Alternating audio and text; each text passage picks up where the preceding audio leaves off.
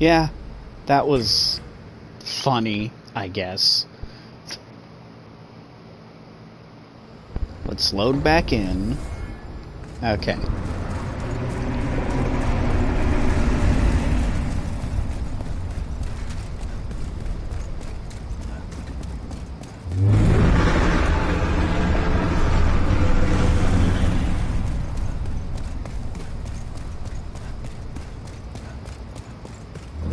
Let's try to grab all this stuff quickly and not dawdle.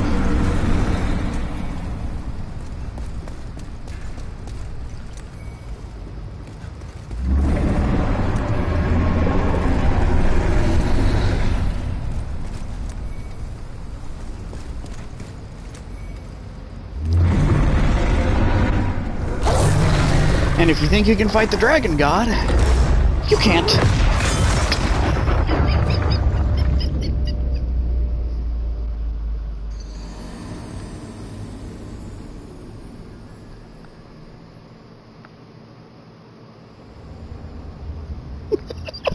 You get laid the fuck out. Soul of the lost withdrawn from its vessel. Let strength be granted so the world might be mended. Soul of the lost withdrawn from its vessel. Let strength be granted so the world might be mended. So the world might be mended.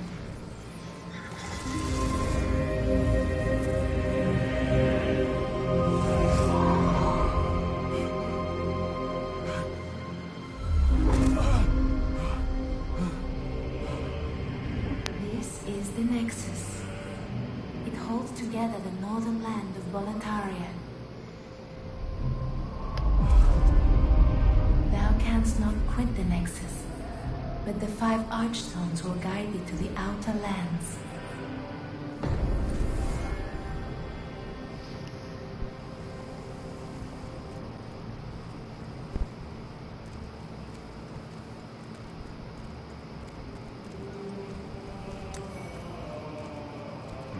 You new here. You're here for my services. The name's Baldwin. I'm just an ordinary blacksmith. It's simple. Just bring me all the souls you can.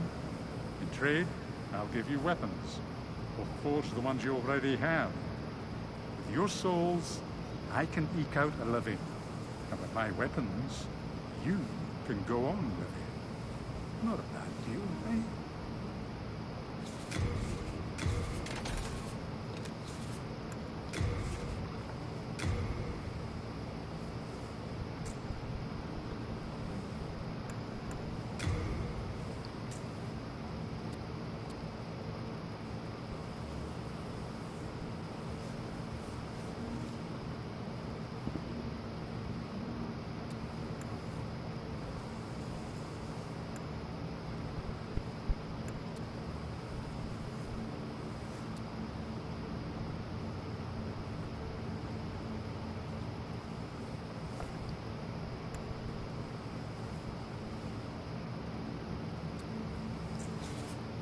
You come back alive.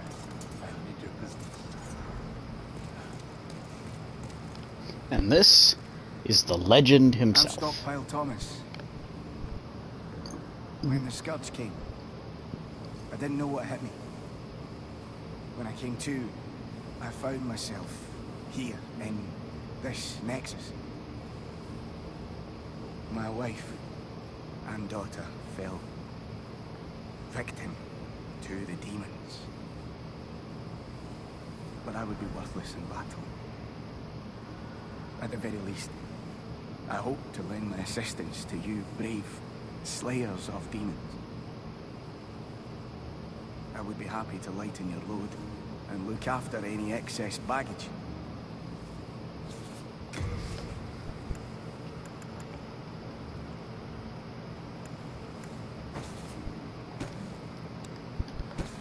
Because in this game, you have an equipment burden.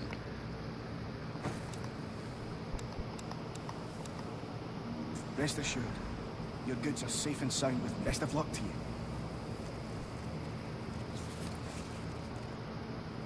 He is. He's nice. Yes, not only do you have an equip load there, you have item burden. So this prevents you from stockpiling a shit ton of items.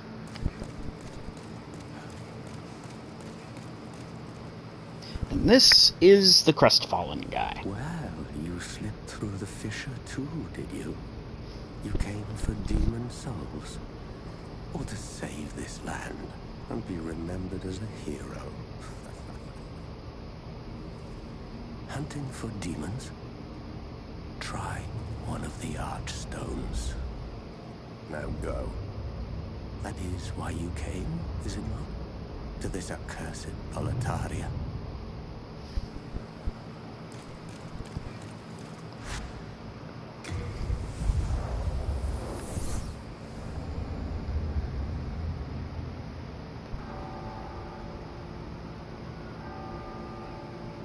And instantly we unload the Nexus and we go straight to the next level.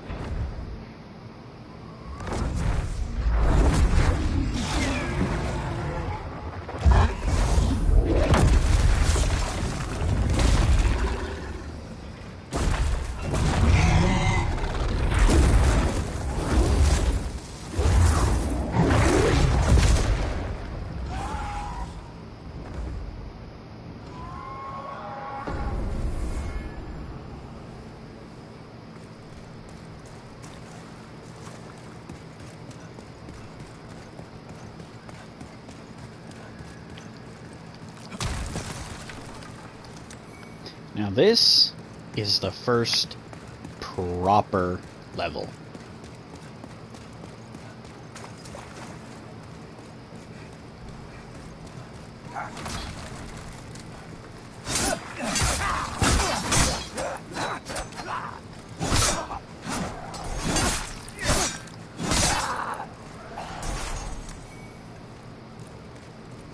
The enemies were on stricter behavior before. Now, all of their behavior is unlocked, and the game fully begins.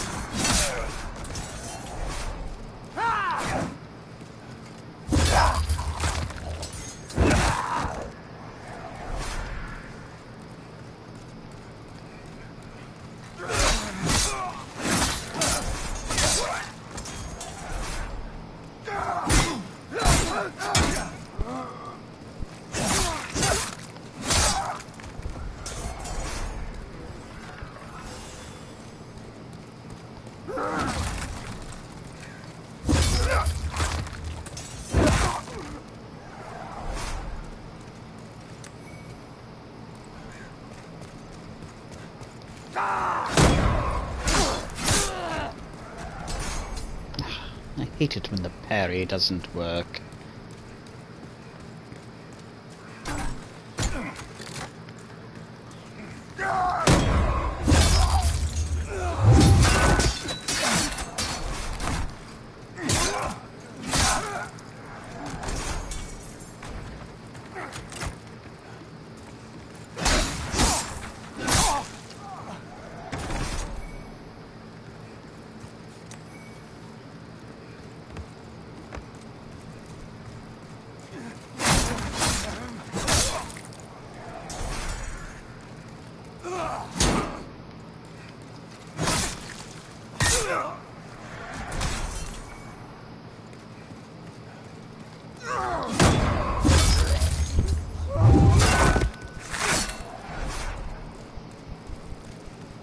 It's very crunchy.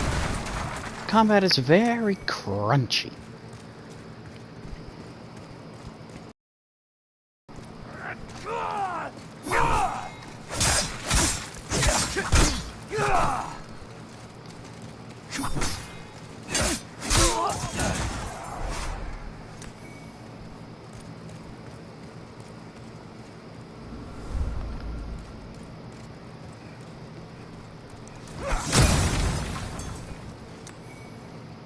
That over there is a mail breaker. But I already have one, so I'm going to remove it.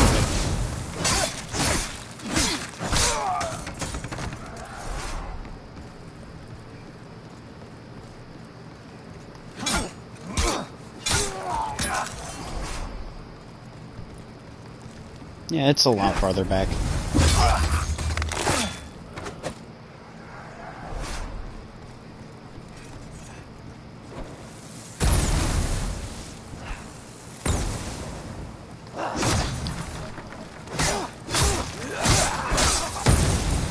I personally prefer it this far back. Gives me more, like, situational awareness.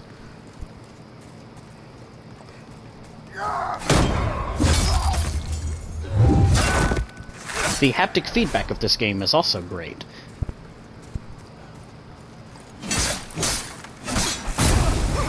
I have actually been saved by the haptic feedback before. As the way it works is every time I'm hitting this man, the controller shakes and vibrates to simulate, you know, steel clashing with steel. But it also vibrates in a similar function when there's arrows whizzing past your head.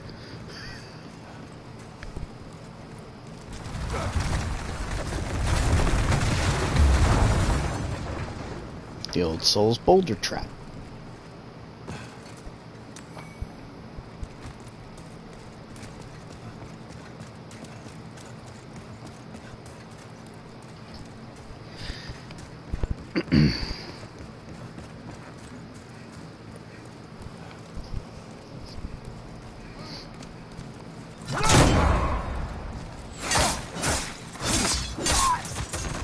Yes.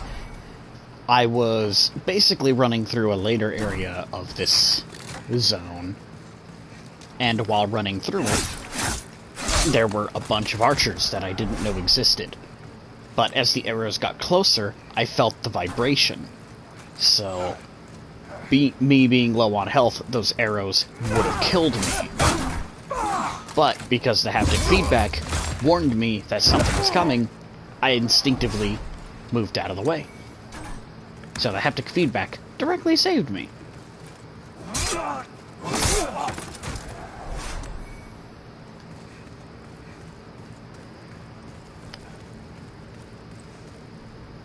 Now that area right there, that's a Red-Eye Knight. You're not supposed to be fighting him.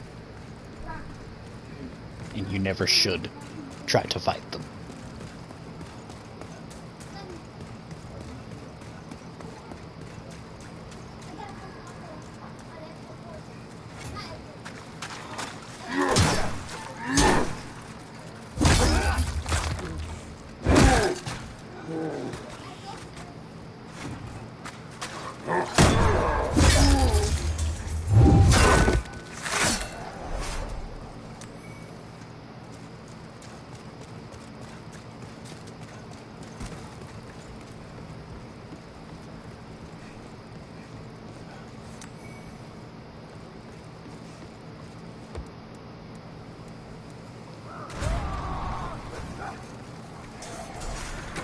Standard fare. They burned themselves like idiots.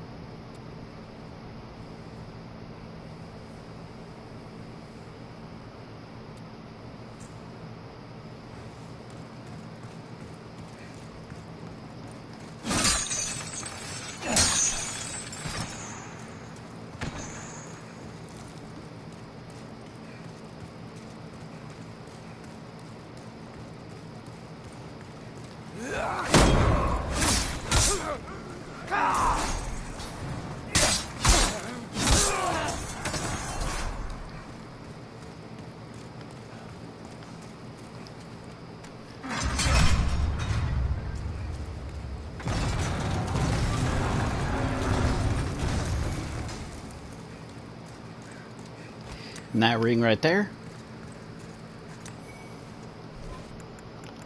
is one of the best rings in the game. See how my health is halved?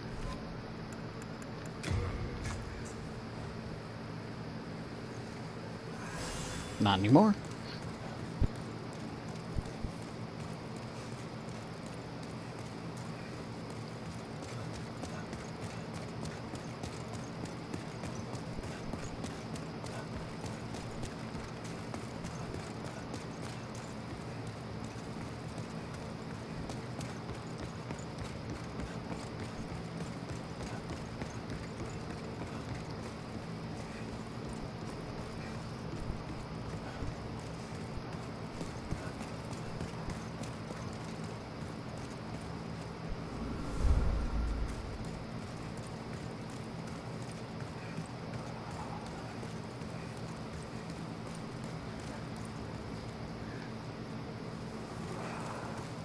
Do you think me stupid?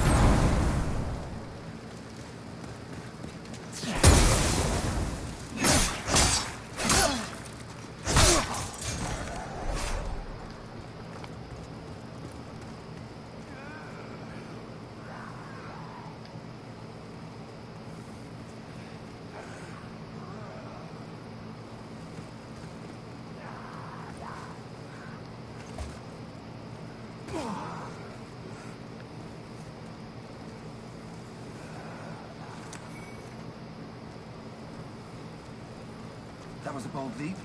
A surprise indeed. Well, now that you are here, pray thee, fend off these dreglings. That was a bold leap. Well, now... This is the Strava of Boletaria. I don't know what NPC he was the prototype for, but he's kind of a pathetic wimp.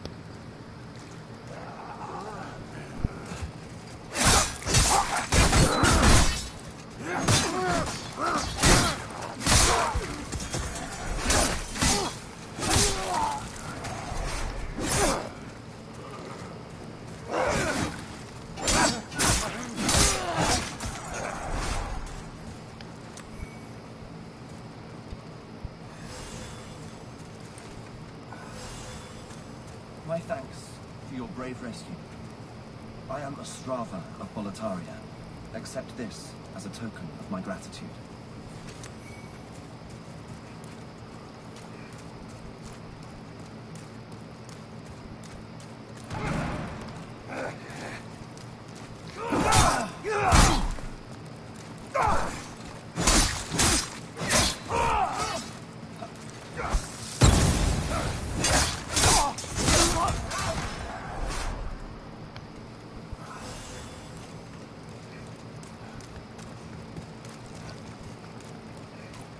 Ostrava, let me handle this man. He's got a claymore.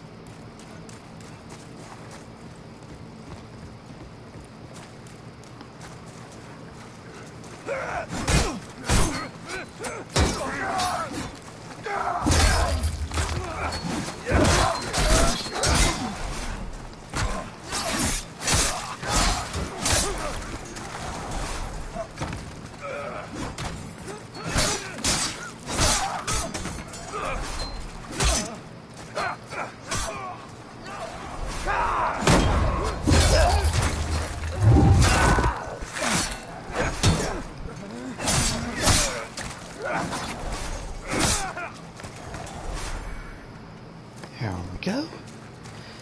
Good God.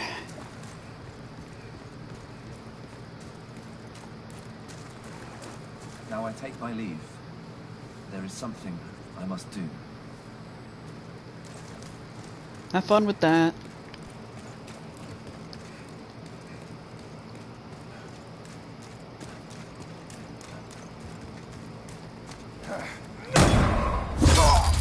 We went through this area, for the most part, completely backwards.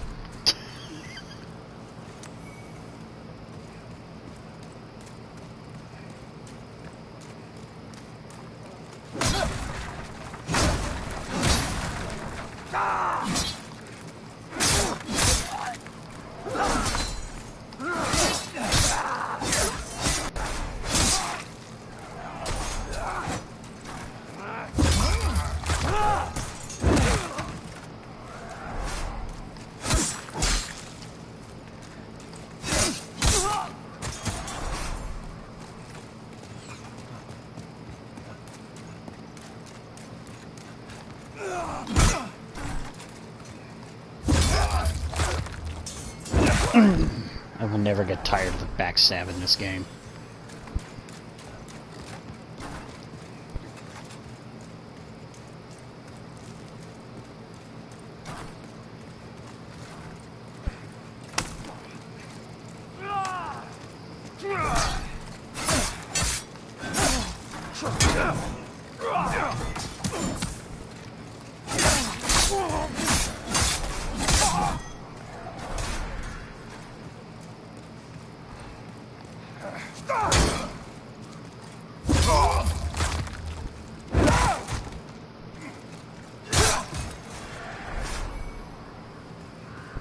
Yeah.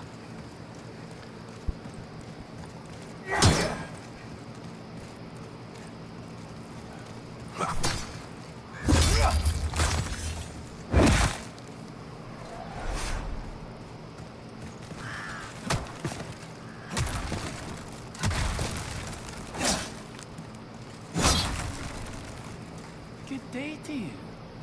Care to look over my wares? Mostly stolen, but who's telling me?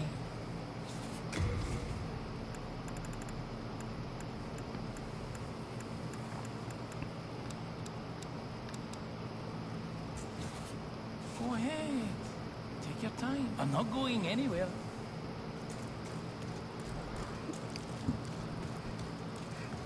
One of the many merchants of the game.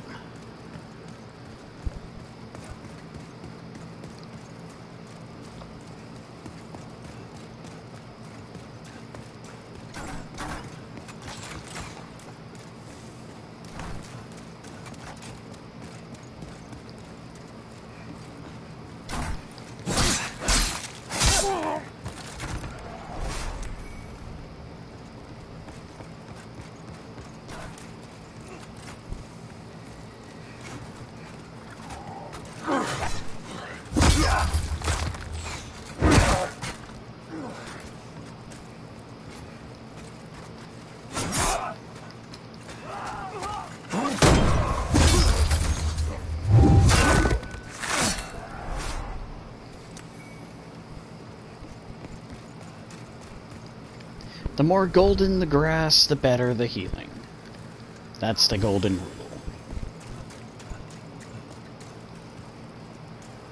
rule. A lot of enemies.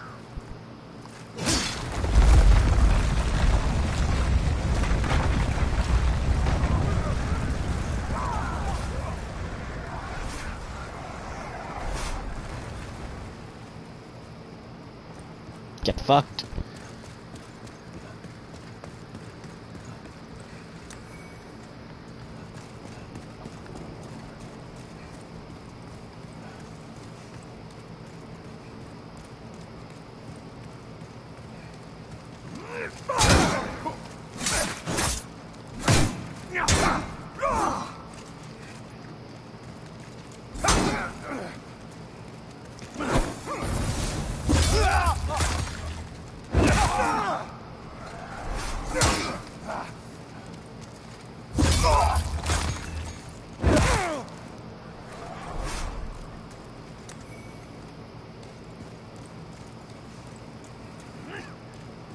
I wonder if you'll guess what this trap is.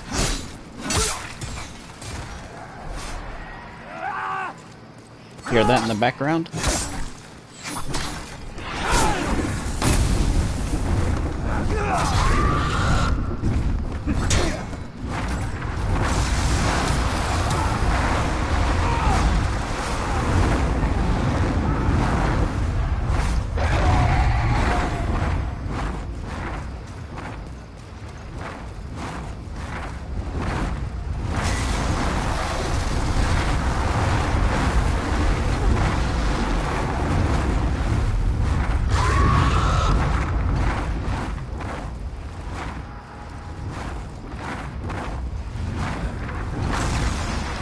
Alright, you breathe fire over there.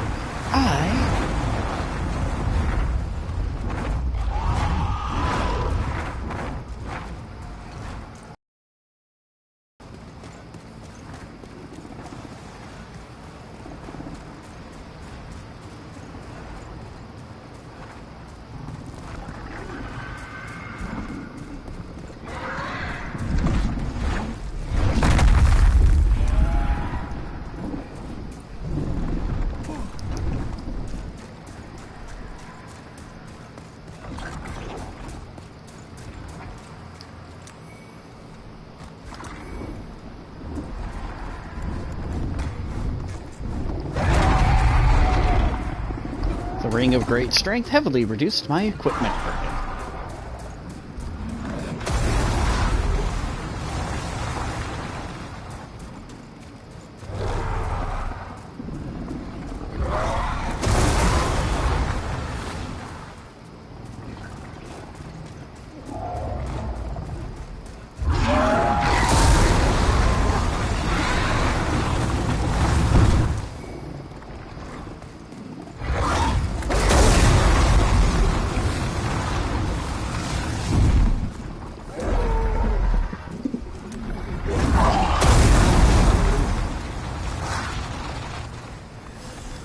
Thanks to the dragon having very defined fire locations.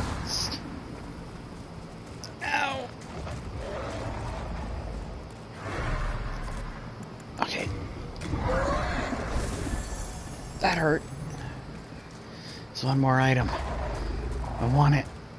No, there's two more items. Oh, my equipment burden can't handle the last one, because I know what that one is. Shit.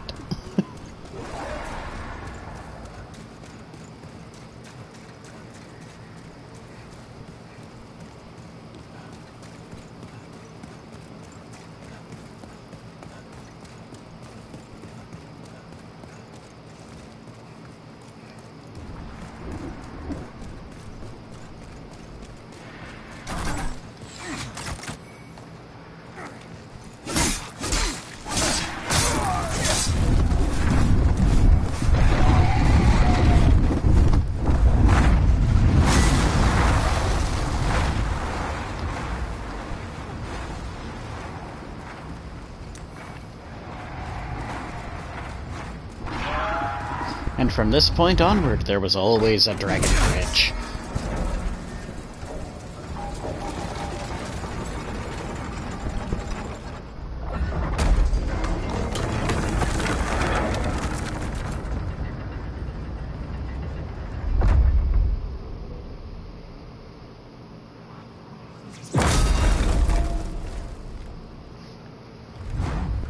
Das big. Ah, we have another person watching, who will directly tell me. Oh,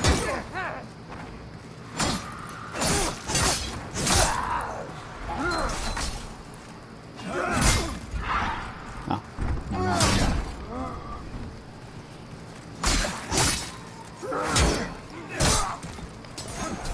Okay, you can still do that with bridges.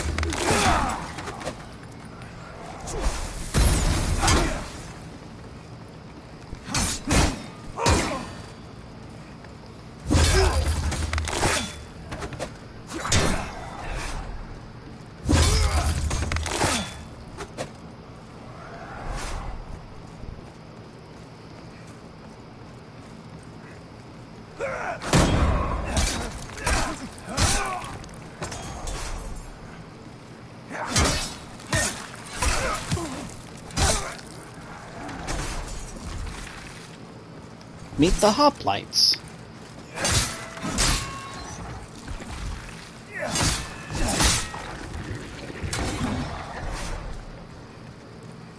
Literal blobs with a spear and a shield. How do they exist? I don't know. Why do they exist? Good question.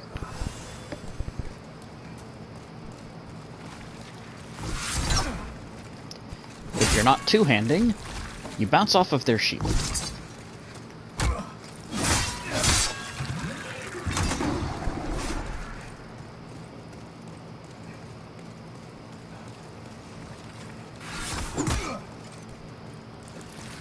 They're also very capable of throwing those spears.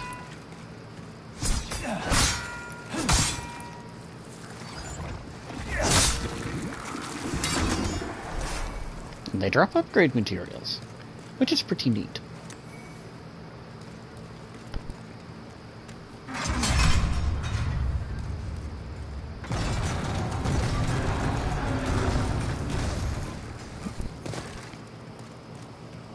And now, for the first real boss. Now, something you need to learn with Demon Souls is that, unlike the other Souls games that don't really repeat this all too often, every single boss in this game, without fail, has a glaring weakness. This one is fire.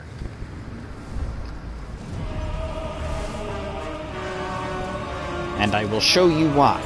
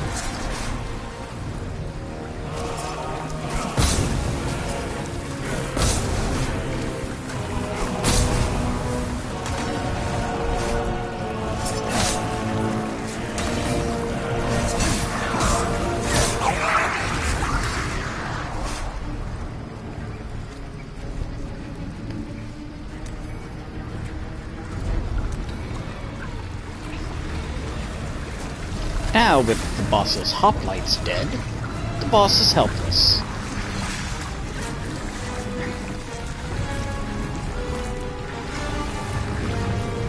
What you gonna do? Your backup is dead.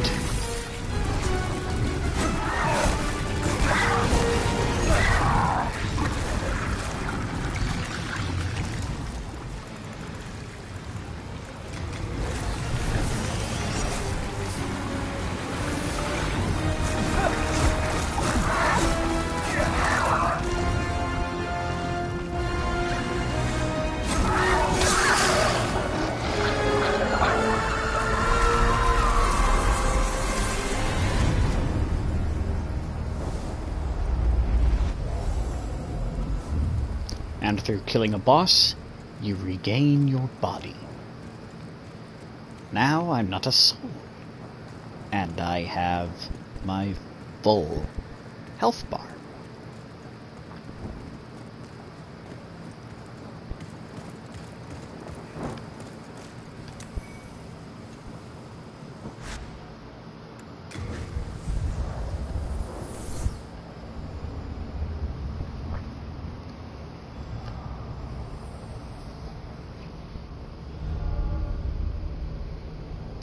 Yeah, the fire effect is really cool.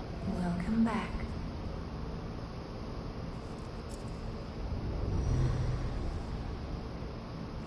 The monumental awaits the above.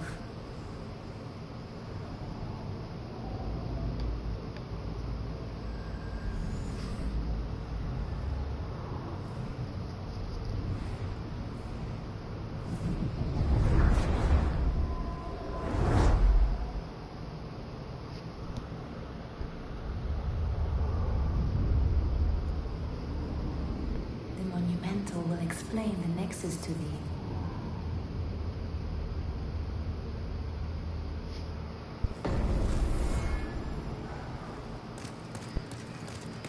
The outpost level is basically... imagine it being a quiz.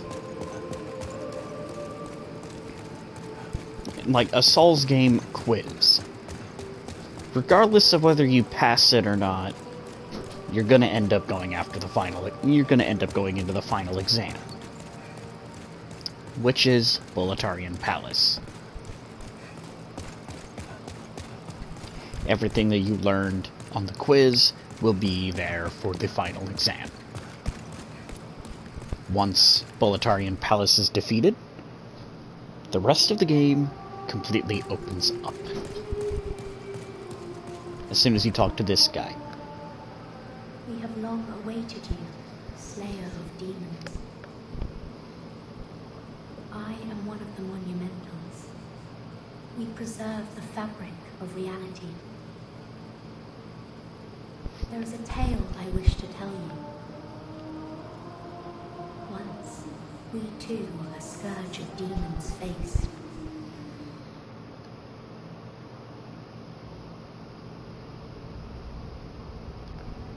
In the distant past, under benevolent rule, the world was united owing to the soul arts.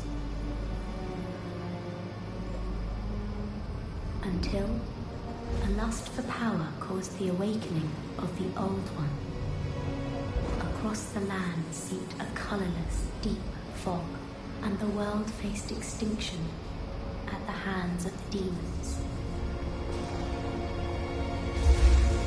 Thanks be, we were able to lull the Old One back to its slumber, yet only after the loss of innumerable souls, and most of the world lost, erased by the fog. In order to mend the fabric of what lands still remained, we entrusted 6 leaders with 6 precious archstones, one to the king of a small yet industrious land, one to the king of the burrowers underground,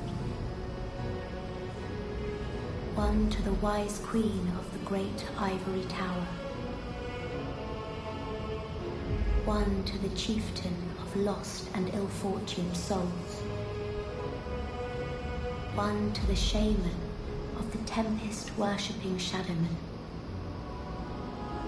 and the last to the great giants of the northern lands. The archstones were placed in the fringelands that survived.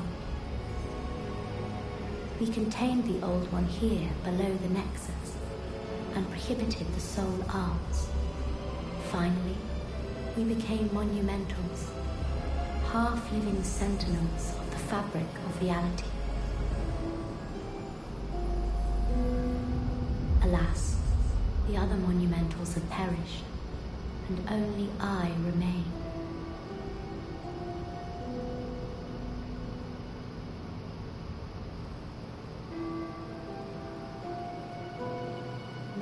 It is your turn. You must lull the Old One back to its slumber and seal it away for all eternity. If not, a deep fog will absorb all that we know. Have you the strength to bear this burden? Yes, we are fortunate indeed to Later. have you. Now, go forth and destroy not much longer. the last demon.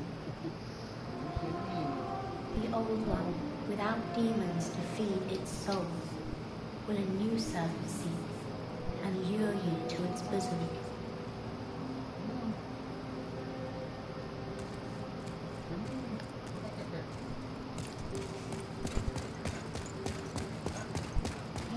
Alright, so I'm going to try to finish this as quickly as I can to go take a short break, because I need to walk the doggo. Because Lucky has to go potty.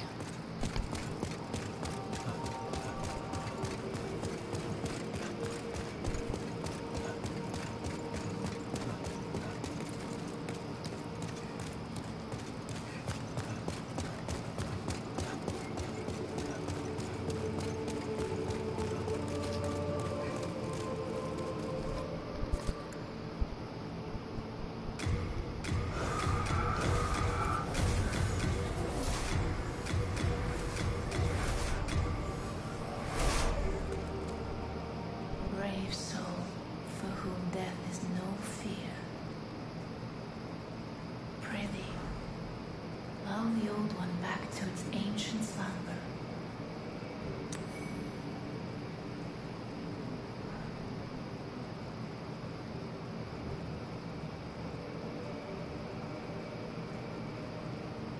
What is it? Seekest thou the power of souls? Of course. After all, thou requirest strength. Go ahead. Touch the demon inside me. Let these vagabond souls become thine own. Soul of the mind, key to life's ether. Soul of the lost, withdrawn from its vessel. Let strength be granted so the world might be mended. So the world might be mended.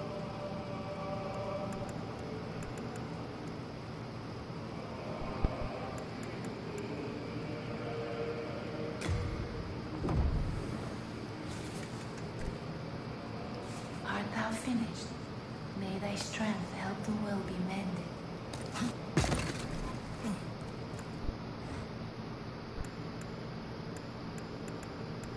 Damn, so close. So close. Yet so far.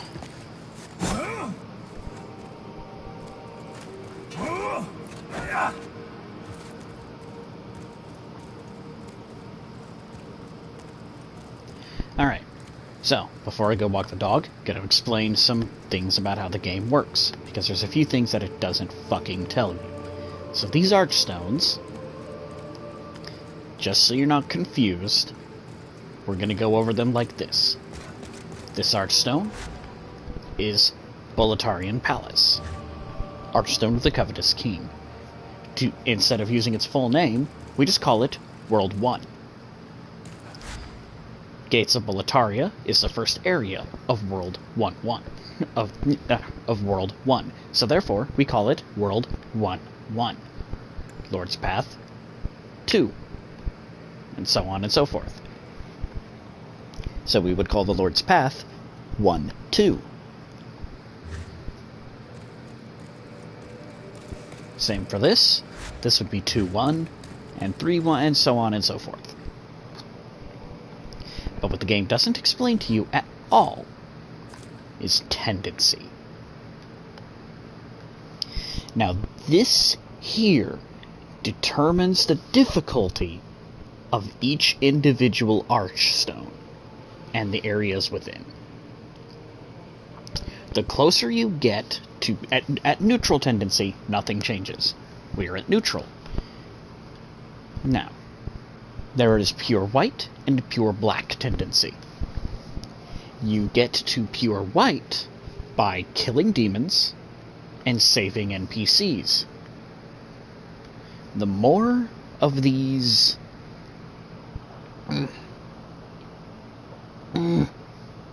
excuse me. Not the more of these. But, as you rise up in tendency, further into white, you will get less enemies. Well, not less enemies. Enemies will do less damage and have less health. You'll become stronger, and at pure white, massive changes will happen. Certain areas will have secret zones that have entirely new loot behind them. Some characters can only be saved by getting to pure white tendency. Some can only be saved from pure black. Now, how do you get to pure black tendency? Well, kill NPCs in those worlds. This will reduce the tendency. Also, dying in body form will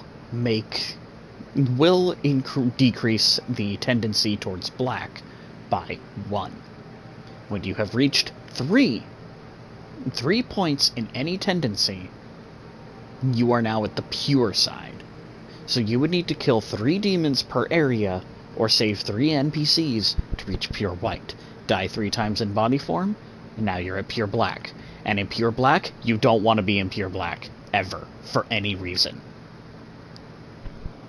Pure black gives the enemies 100% increased health and 50% increased damage.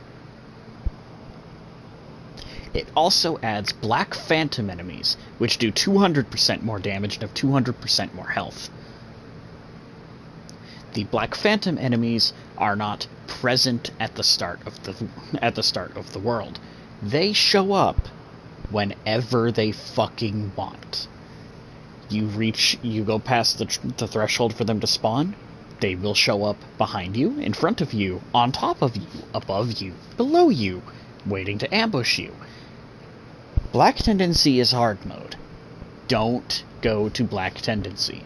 Therefore, if you are in body form, best thing that you could do if you're too worried about your tendency going low, kill yourself in the Nexus. Find a place to run to, and fall to your death.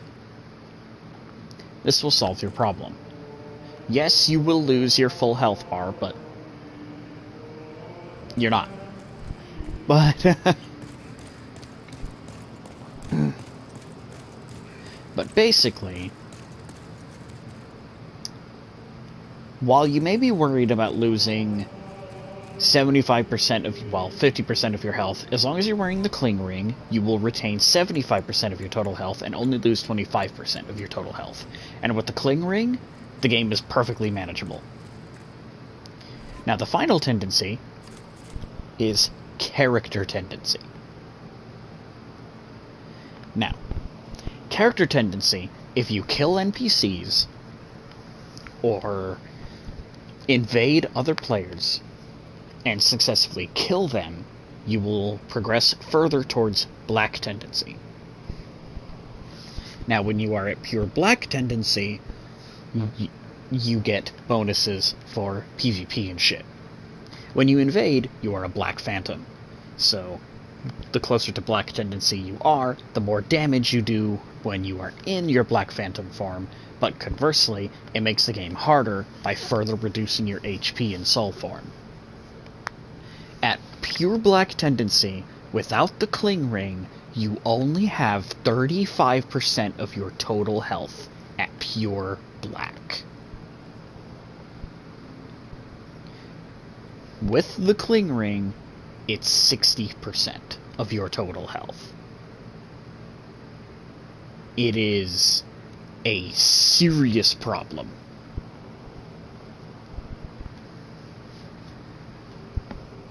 Now, on the flip side, pure White Tendency. Pure White Tendency is gained by purely being summoned and helping people. When you kill a demon, a boss, as a phantom, just a regular blue phantom, you gain a point of White Tendency. And the further you get in, the more damage you do as a phantom and as a soul form, and the more health you have as a soul or a phantom.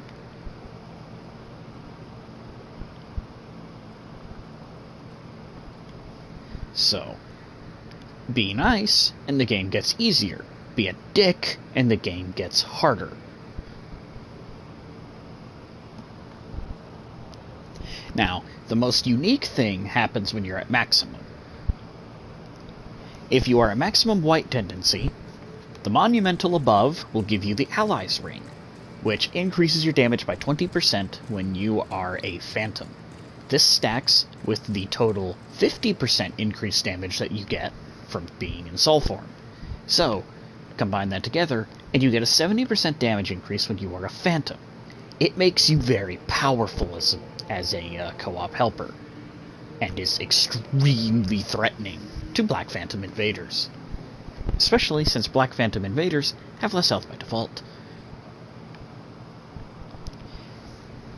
But the most unique thing is when you're at pure Black. As if you are at pure Black and you have killed a certain NPC in the Tower of Latria, second area, 3-2, right here would spawn an NPC. This NPC, her name is Mephistopheles. She tasks you with killing special NPCs, most of the people that you've saved. She has a hit list of 7 people. All of these are important merchants. She will ask you to kill the miracle vendor, both magic vendors, Patches, the best merchant in the game, Bjor, one of the most helpful NPCs in the game, Ostrava, who we just met. Ostrava's kind of a pushover, though. And then the 7th person is you. She will try to kill you at the end of it. And once you've successfully killed everyone up to that point... No, don't screw Patches in this game. He is literally the best merchant. He sells infinite full moon grass. Infinite of this. He is the only infinite source of full moon grass. He's also the only one who sells these, which are homeward bones. He also sells stuff to stop plague, stuff to stop bleeding, stuff to stop a lot of things. He's very helpful. The best merchant in the game. But... yeah. I'm sure it does. But once you've successfully killed the last individual, Mephistopheles will give you the Foe's Ring, which increases your damage by 20% when you're a Black Phantom. You get a fucking 100% increase at Pure Black Tendency to your Black Phantom damage. This gives you 120% increased damage as a Black Phantom, and can single-handedly turn you into the Destroyer of Worlds.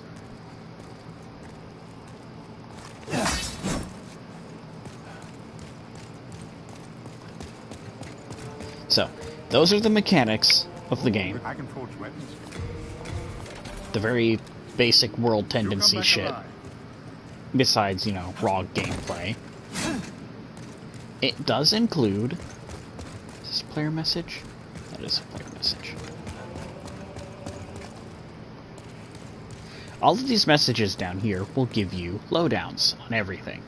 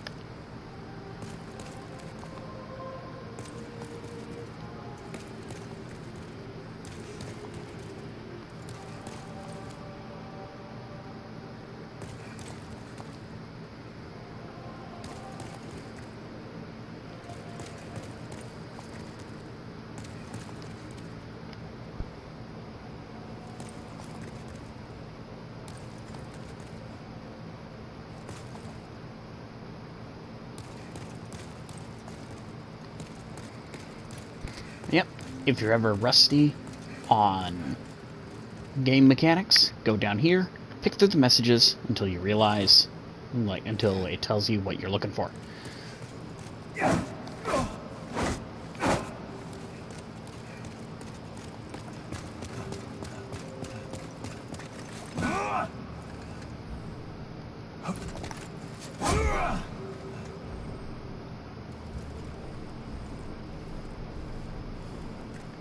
Now, a quick overview of what each area is like, before I go walk the dog. This is a very basic castle area. Think Undead Parish and Anor Londo, kind of Sen's Fortress, trying to compare it to areas that you've been to, mostly just Anor Londo and the Undead Parish. You'll find, you know, soldiers and undead and occasional elite soldiers. It's very medieval military.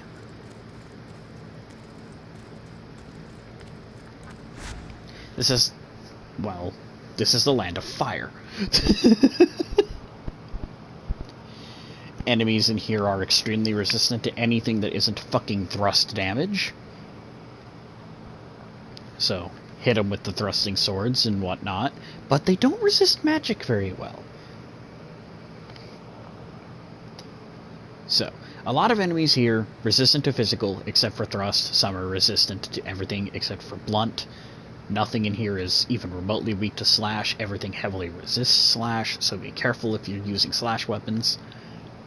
Nothing in here resists magic. Everything here is weak to magic, so you can come in here, use magic, and fucking bully everything.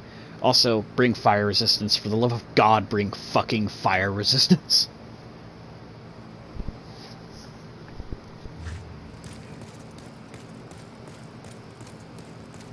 Latria is magic. Everything here is resistant to magic, but this is also where you get the most magic shit. So, you might want to come here first if you're like a royalty or a magician, because then you can get a better catalyst, the silver catalyst from the first area, and killing the first boss of the Prison of Hope, the boss of 3-1, Fool's Idol. Hold on. Fucking headset. But killing the Fool's Idol and saving Sage Frake, who is also in here, will allow you to get Soul Ray, which is probably the most damaging soul magic spell in the entire fucking game.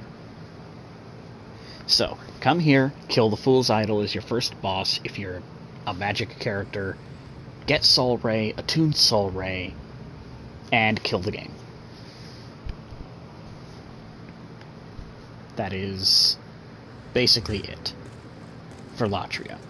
Latria is the magic area. There's a lot of weird shit in there. It's very claustrophobic. It also has the Mind Flayers, which are an enemy that's entire purpose is to grab and kill you in one shot. This is basically the Dex build area.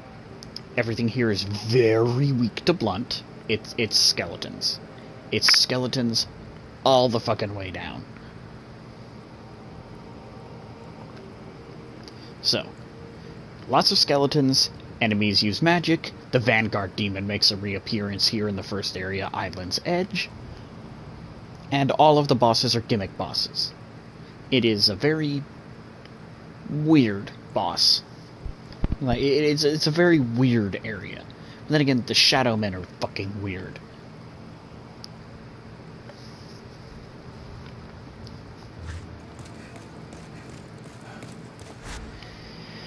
And almost everybody saves the Valley of Defilement for last. And for very good reason. The Valley of Defilement is the Poison Swamp. This entire level, from 5-1 to 5-3, is one big poison area. Everything here afflicts you with poison or plague. Everything here does a good amount of damage. Everything here is quite tanky. The only exception is if you bring fire. If you are a magic character and you bring a bunch of fire, you can chunk the Valley of Defilement. Or, if you complete every other Archstone and leave this for last, then the Valley of Defilement will pose almost no threat. 5-2 will still be painful, but overall, it won't be anywhere near as threatening. What I like to do on a basic character is I complete the first zone of every Archstone, and then I usually finish, I think it's the Shrine of Storms, or Stonefang. Usually the Shrine of Storms so I can get an Archdemon Soul, because you can only get up to the Lord's Path and fight the Tower Knight before you get cut off from progressing any further in this zone. You need the soul of an Archdemon in order to get into 1-3. Now, 1-3 is one of the hardest zones in the game that isn't Valley of Defilement. It takes no prisoners and will hurt you. Oh boy, will it hurt you. Oh boy, will it hurt you.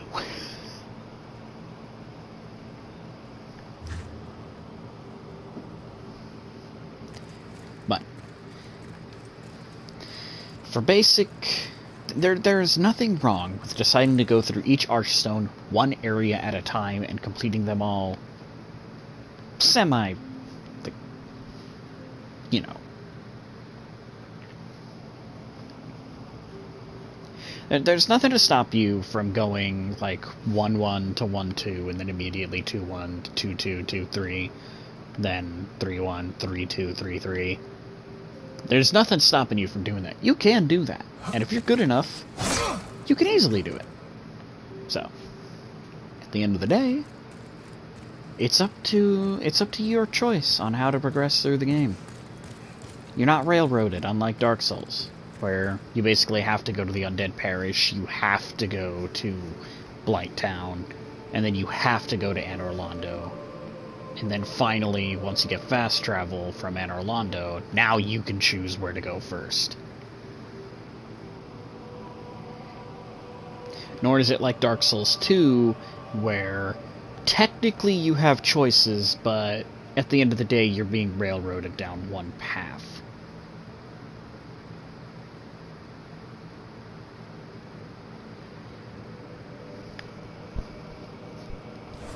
But oh, there's also a photo mode.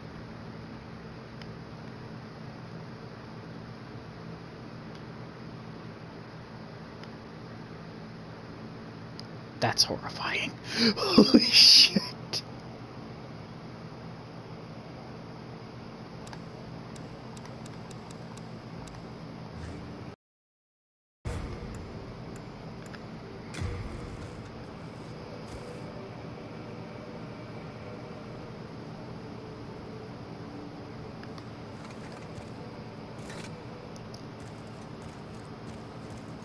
So, while I go walk the dog and go get some food, I'm going to position my stupid-ass John Souls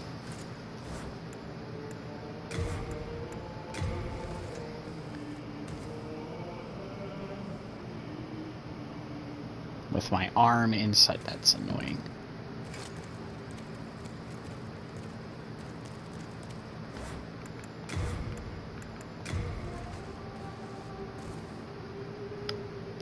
That's perfect. Perfect. Alright. So, I will be back. Plug in my headset.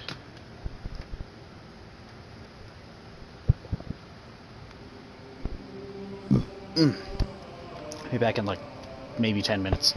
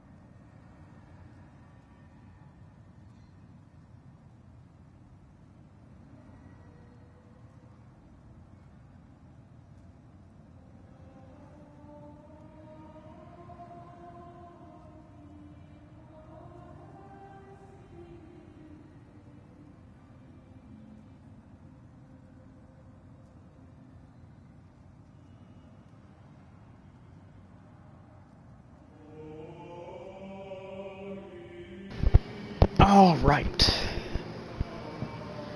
Still here?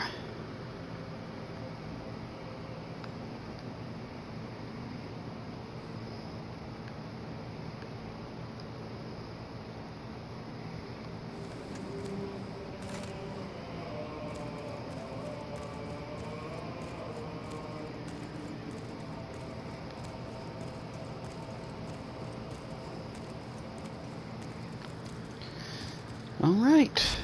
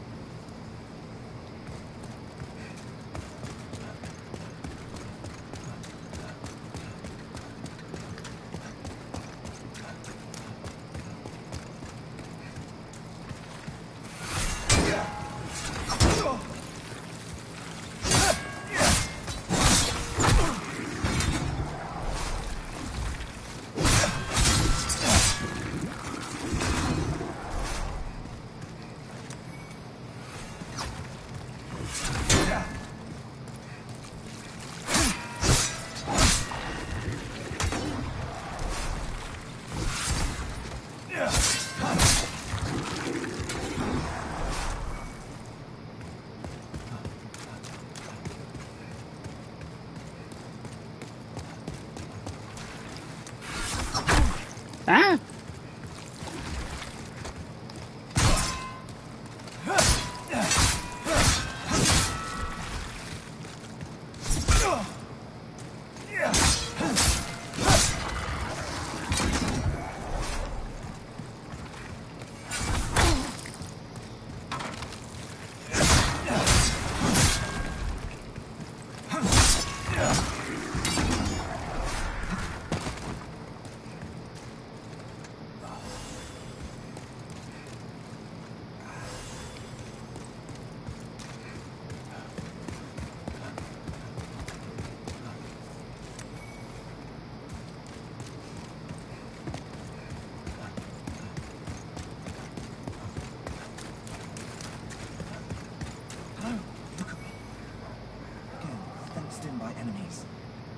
Could you assist me one last time?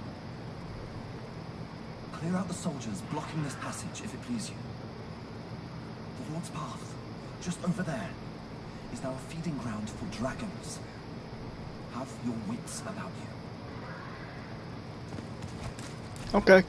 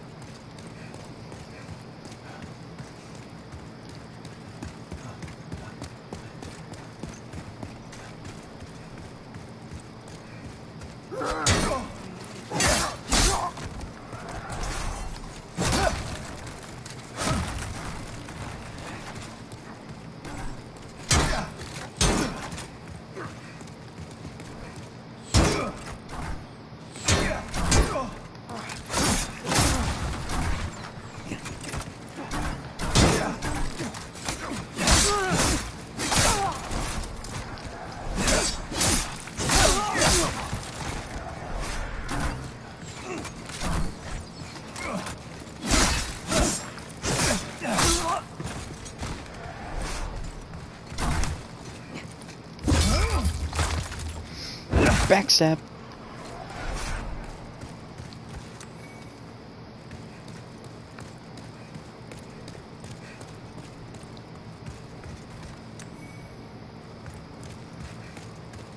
Thank you. That's twice now. Time to forge ahead. This is a token of my gratitude. Please accept it.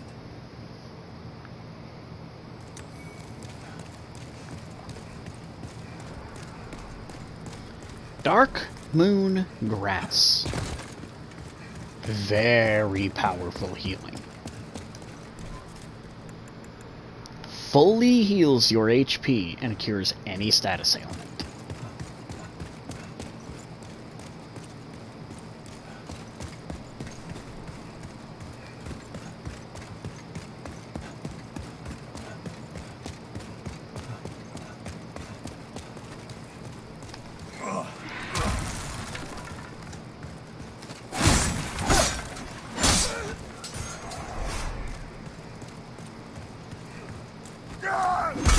Ah, fuck!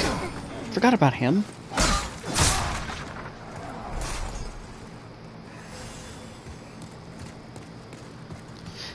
Forgot I was playing a Souls game for a minute. Okay.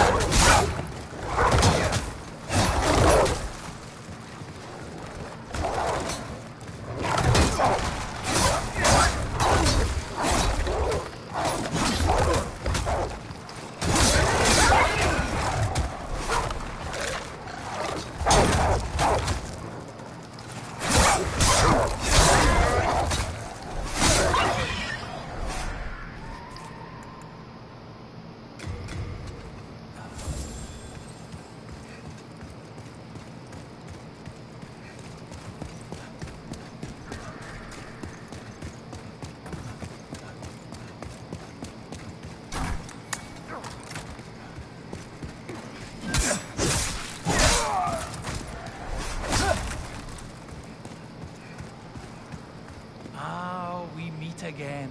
Fancy that. Hope you find something that suits you.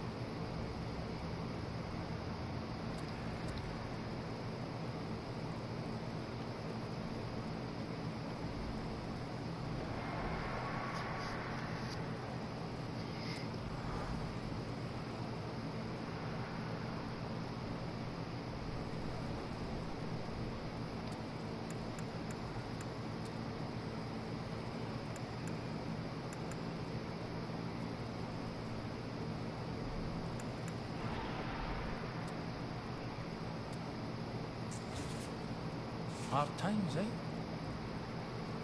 I'm sure he'll turn things around. He may be a filthy dregling, but hey, he's a nice man. Maybe he'll turn things around. He's not a dick.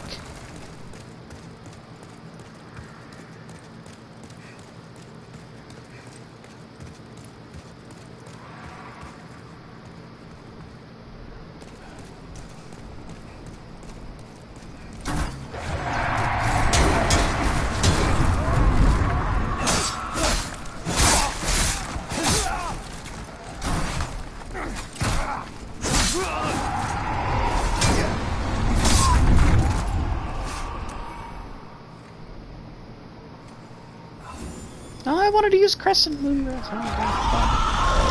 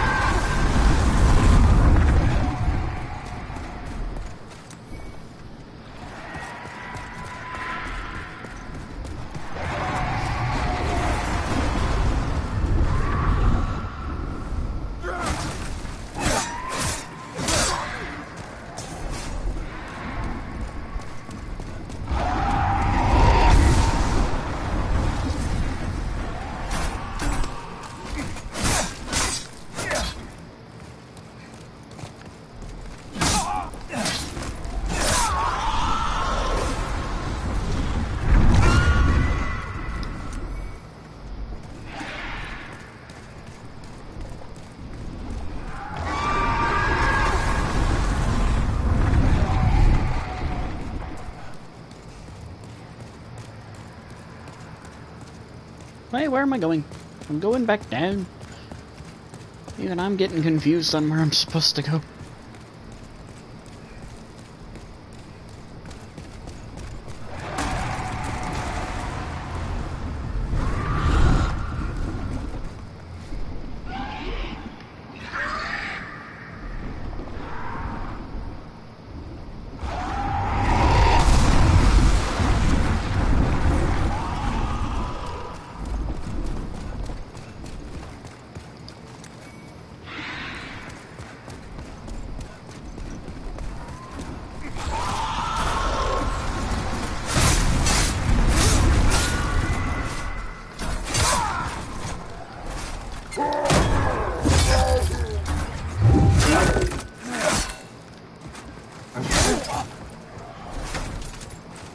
No healing.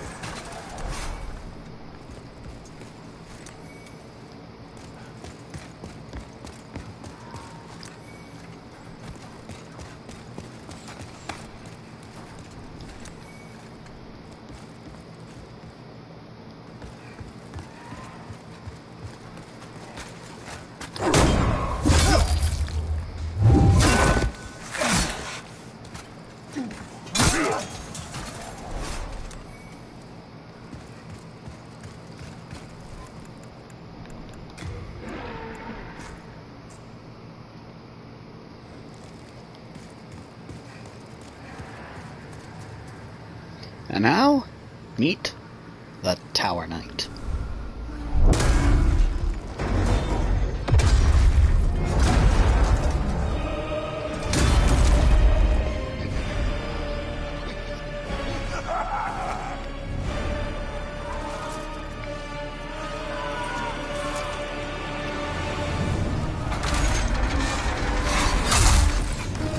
Ah! Wasn't ready for that.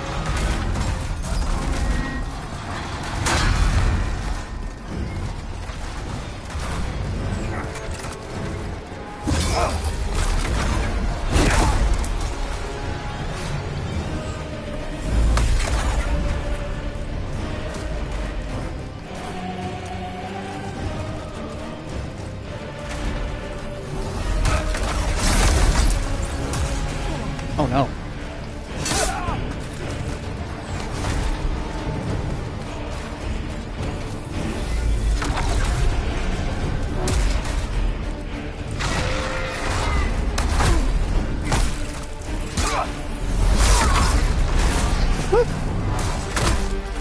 Yeah, it's supposed to be a giant tablet.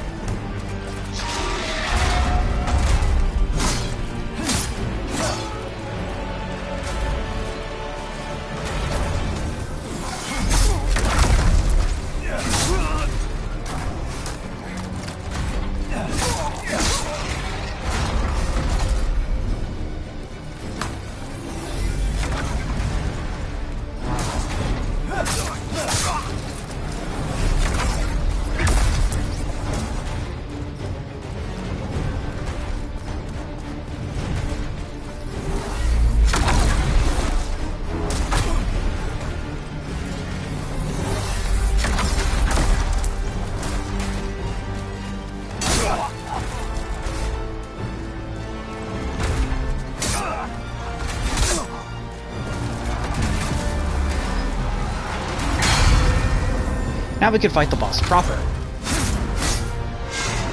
I don't think I should be here.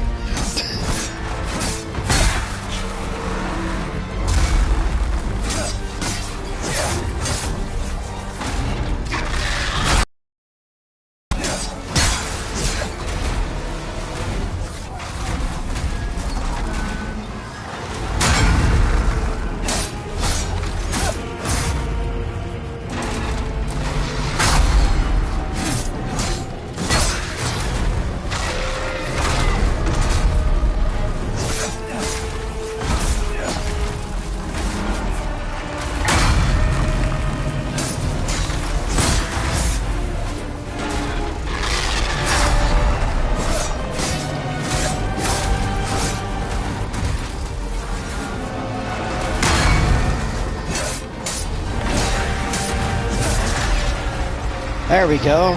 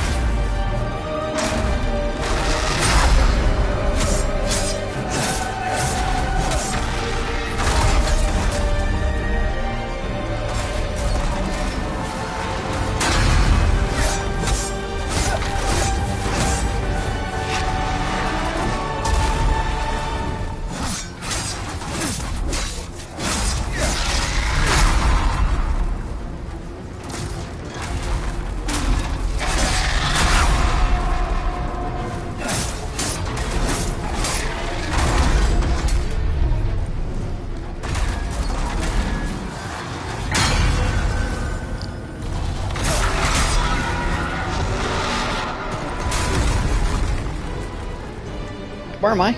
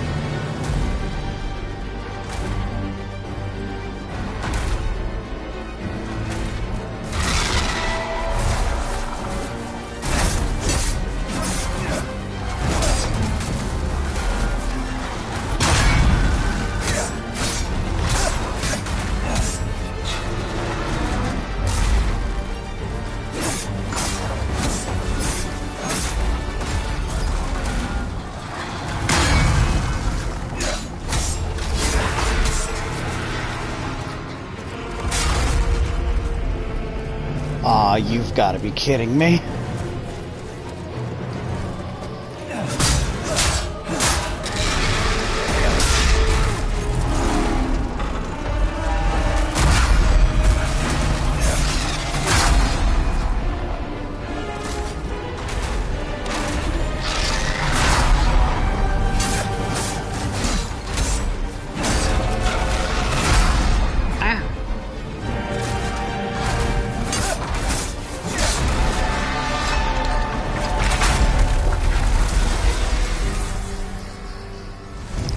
I am the supreme ankle biter.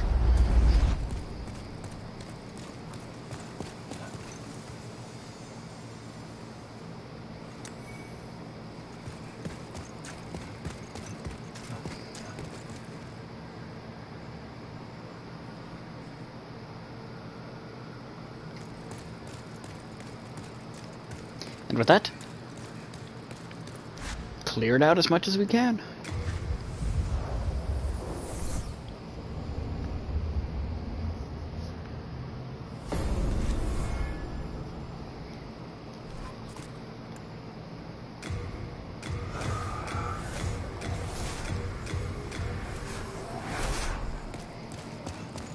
I can forge weapons for you.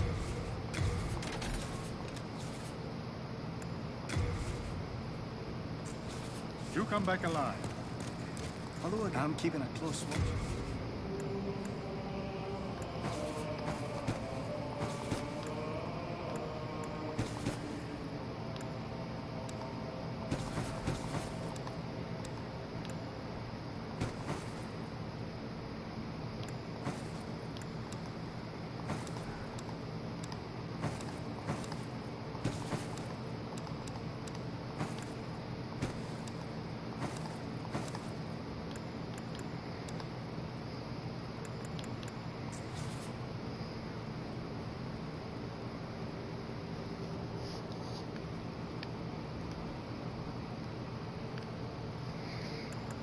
You have a heart of gold. Don't let them take it from you.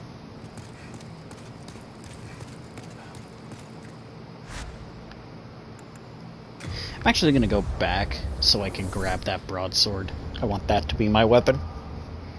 If we're gonna imitate, like, the poster boy, we need the proper sword.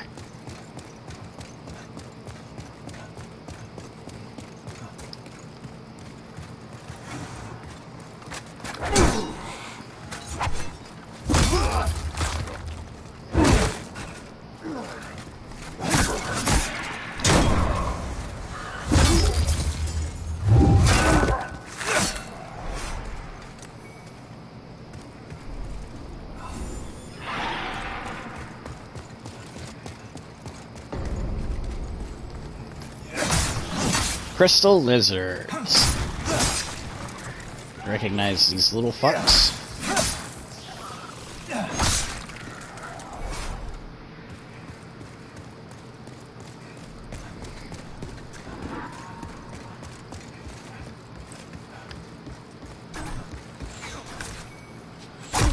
Ah!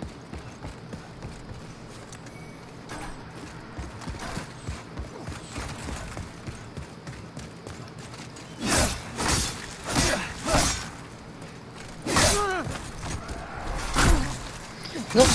Fucker.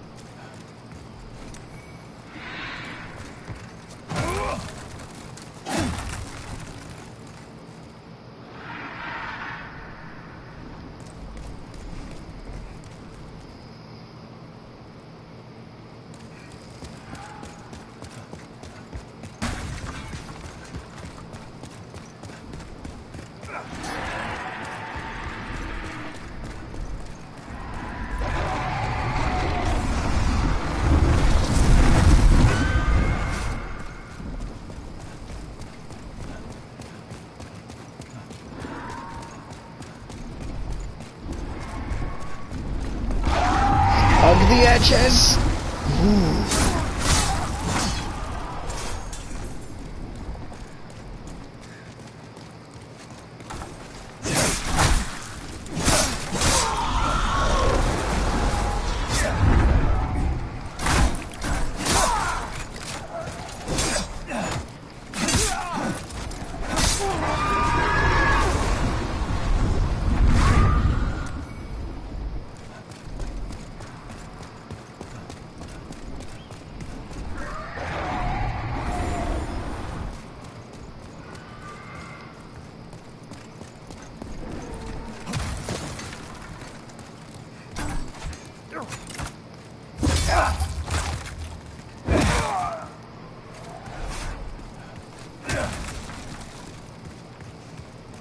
All right. What'll it be then?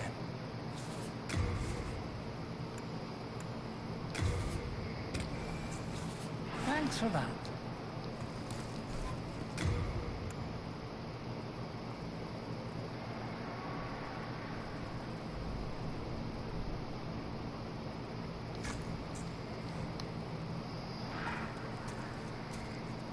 Now we are the poster boy.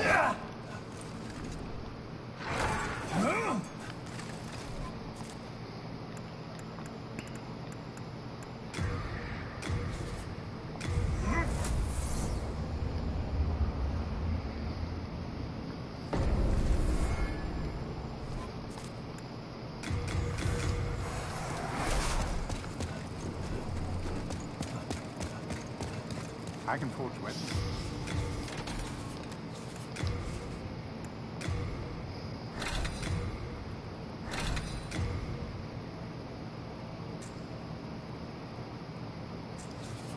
You come back alive. That was worried sick.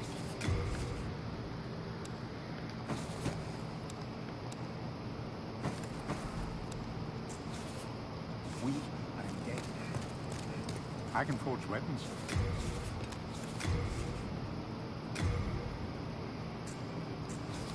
No interest, I can tell you.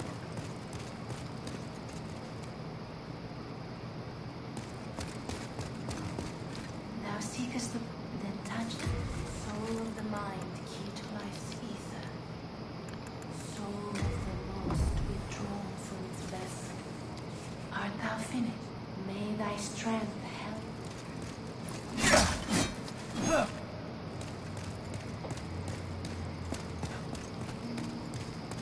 Before the Blight, Boletaria was a grand kingdom. The king, his knights, and his subjects were modest and plain, but also steadfast and compassionate. I've spent much time in my studies in the cultured countries of the south, yet no country holds my heart as does Boletaria. What has become of us now? I refuse to believe that this is what Father wished for our great land. You fool. Don't you understand? Do you understand? Ah, you didn't quite quote King Allant there. You fool, don't you understand? No one wishes to go on.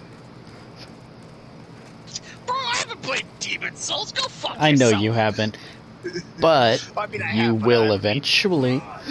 Yep. Also, I am streaming Demon Souls for my cousin on PS5. I figured out how to do it, so say hello to my nice. cousin. Hello, cousin of Ethan. I have a voice on the internet telling you to kill your family. Yes. Take their spines. He says hello. Yes. Good. Hello is how you say. In my country, we say, I would like to take your spine as hello. It's our way of showing love. I swear to God, Blue Point has to be extremely proud of their, like, liquid physics engine. Well, actually, like, if it's a well-done liquid physics engine, liquids are incredibly hard to simulate. Like, Yeah, it's so... Oh my God, I love the way they've done, like, all liquids in this game. Yeah. So yeah, like liquid physics are a bitch to animate. And to The voice in my head sounds funnier than usual. Well, at least it is entertaining. Yeah. Because essentially you have to simulate, in order to do water right, you have to simulate basically every single particle. You can't just have a 3D model and have it be empty. Basically everything within the water has to be simulated as well, which is a bitch. So yeah, but yeah, my brother was over today, so that's why I wasn't on, or, you know, I was on, but I was just watching YouTube. I remembered. Yeah, so yeah,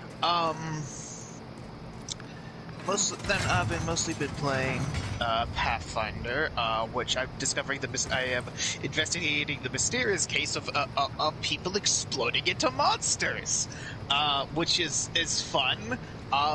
You have to preside over a vivisection, which is interesting.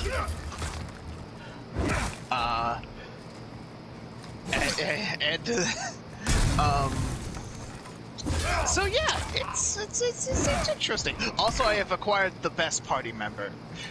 His name is Knock Knock. He's a goblin. I like how you say this as I'm just stabbing a fat official to death. Yeah. His name is Knock Knock, and he's a chaotic evil goblin rogue.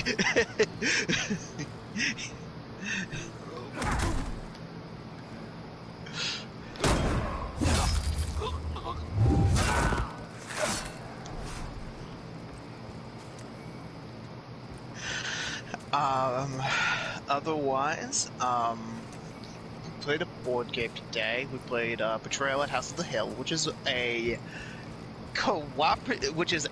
horror-themed cooperative board game until it stops being a cooperative board game. Like you're all like horror trope. Your characters are all horror tropes exploring a haunted mansion, and its main Classic draw is horror trope.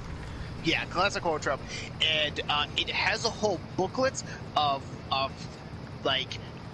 as you're exploring, like basically there's a chance every time you get a certain type of card or item that the hunt will happen, and there's a whole booklet of like I think over 100 of them that all have different scenarios. And I always like playing as the little girl, Missy Dubois, and I always like stabbing people in the shins, because Missy Dubois' big thing is that she's the fastest character in the game. She can move the fastest, and so, and oftentimes... Of course she can. She's small, therefore she's lower to the ground. More traction equals more speed. Of course, that makes perfect sense, obviously, yes. So yeah, Missy Dubois, and I always refer to Missy Dubois as a good person for some reason. And Missy Dubois, like every single time, always ends up heavily armed, no matter what. This time Missy Dubois got a spear and a hockey and a possessed mask that would drive her insane but give her eldritch knowledge.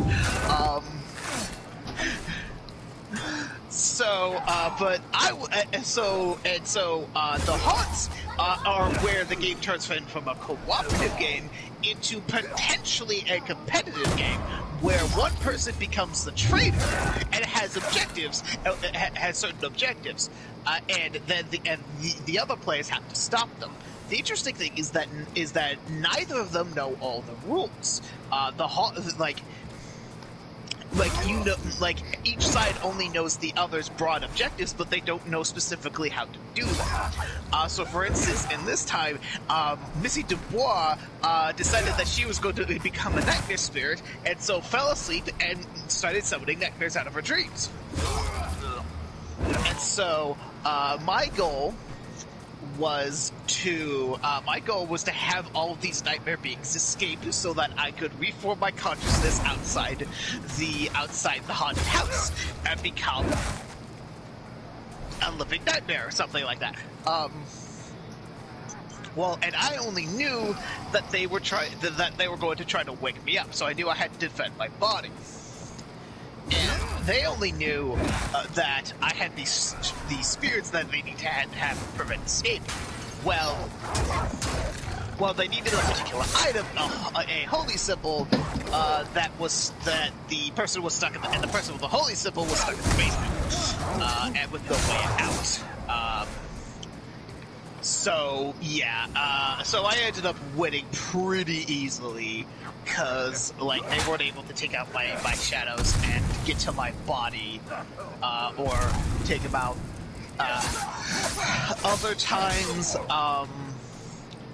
there's one where all the your characters, all the good guys have been shrunk, and there's a giant cat.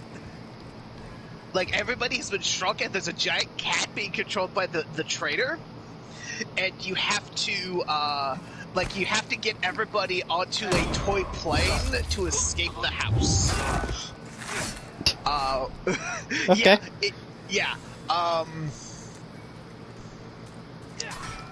There's also some fungus monster, which I believe, I think that was the time Missy Dubois started shaking a little boy in the face with a sacrificial knife. That was the time Missy Dubois just started stabbing things, and she was the good guy, which was hilarious. Understandable. Have a nice day. Yeah.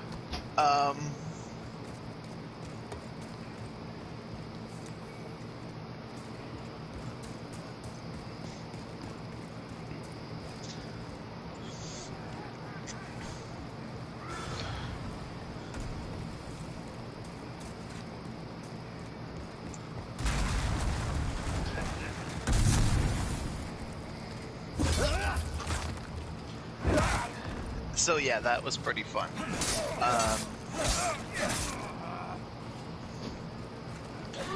And then it was, and then obviously Data was here, because...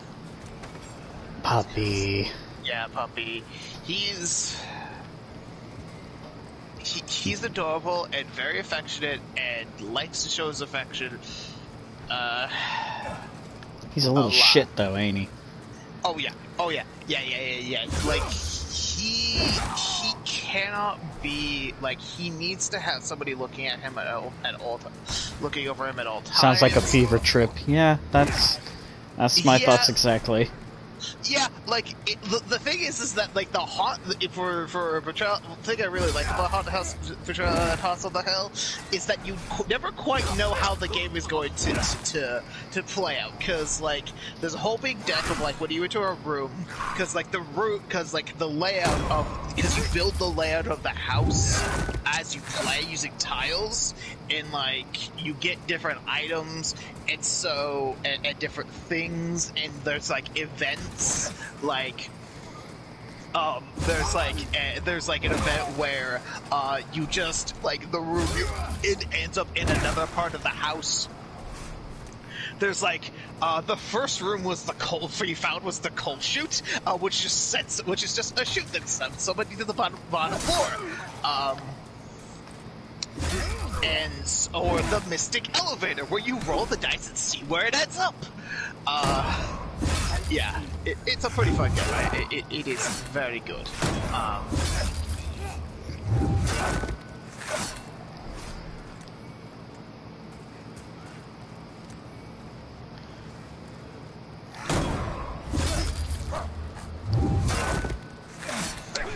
Yeah, and then in the Pathfinder game, I am investigating. Yeah, the whole plot thread for, like, this arc is you're trying to figure out what's causing people to explode into horrible monsters. Standard fare. Yeah, and when I say explode, I do mean literally they explode into a shower of gore and there's a monster there. And so, like, and so you investigate this cult of this cult of, like, monster worshippers, essentially. Like, you investigate the cult of an evil goddess of evil monsters and fertility. Odd combination, but okay. Yeah, they've got some weird gods, like, Lamashtu is her name, and so you've got she's the mother of monsters, like, kind of going kind of a less eldritch abomination Shub-Niggurath, if you're aware of that one. Mother of a Thousand, yeah, like monster, like, or the classic Grendel's mother from Beowulf, like the motherly monster. And so,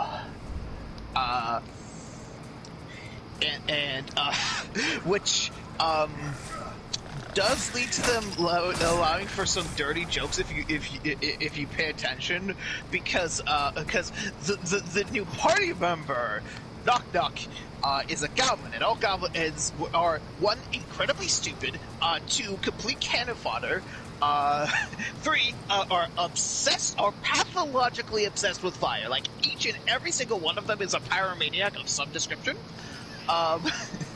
Okay. And four, yeah, like, they're wonderful. I love Pathfinder goblins. They're hilarious. Because, like, the first time you see goblins, aside from random encounters, is, like, they're all, like, they're standing in front of a big wyvern, and they're all like, oh, praise be, spirit of Lamashtu. Yes, praise be your sharp talons. Oh, hi, Eric. You already home? Yeah. Oh, I mean, cool. it's only a half-hour drive. Fair. Yeah, I was just telling Ethan about the first encounter you have with goblins. And they're like, praise the Lamashtu, and then like, we have brought you food. Oh wait, we not food, and then he eats them. and then you run across the village, and there's just a running gag that they're trying to wrangle some sort of monster or do some sort of thing, and they inevitably get themselves murdered. There's one. Gosh, there is the genre aware goblin, because you can talk to him. Like the first goblin you could talk to in this village is like, yo, potion chugger, and you're like, what the fuck do you mean a potion chugger? You know, sword swinger, spell caster, you know, adventurer. Yes, I have quest for you.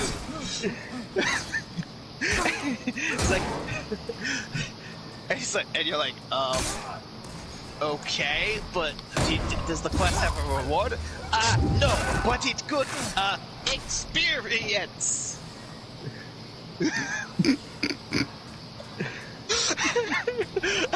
It's obvious that he's trying to kill you by sending you into a cage filled with a hydra, and you're like, okay, fine. And then you kill the hydra, and you can talk to him again. He's like, oh no, you didn't think I tried to kill you, did you? Oh, Eric, did you talk to the goblin merchant? I did, yes. Yeah, did you notice how all of his prices were hilariously inflated? Yeah, I actually didn't. Yeah, all of his price, he is 100% scamming you. There is a Masterwork Club, which, by the way, Ethan, that Masterwork Club is usually worth 100 gold, which is complete chump change, and it's worth 10,000. It's worth 12,357, because it goes 1, 2, 3, 4, 5, 7 for some reason. Kill that man. Yeah, and you can be like, so, how's the goblin trade? Bad! Goblins don't like trade!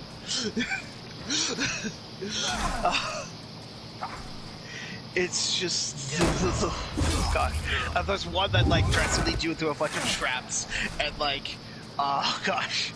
Right, and so your goblin companion, Knock Knock, thinks that he's the blessed of Lamashtu. He's the chosen one. Because he had a dream where Lamashtu was cuddling him and saying, "Oh, what a good goblin he was," and he got to suck on her skulls. Okay, well, if you look at all the statues, what am I hearing? Well, here's the thing: if you look at the statues presented. The statues of Lamashtu, they're of a wolf-headed woman with skulls where her boobs are. Understandable. Have a nice day. Yeah. So.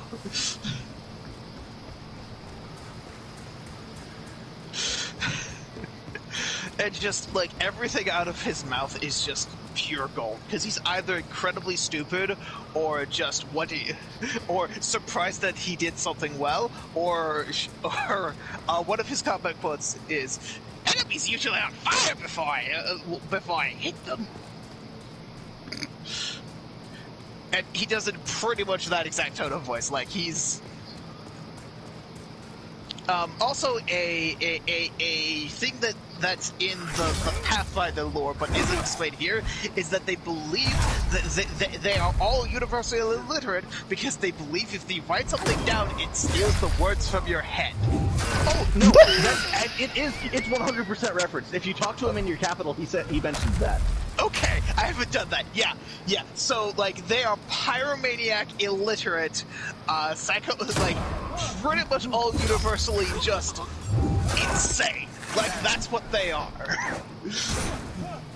And there's this whole encounter, how you find out what the goblin villages is that you get smashed with a bunch of drunk goblins and sing a goblin rhyme with them.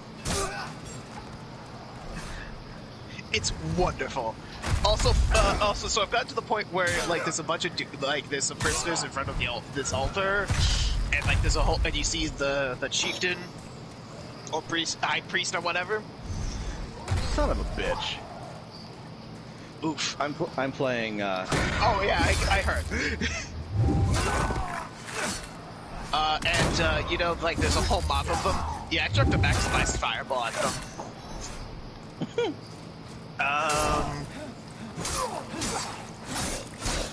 Gundale.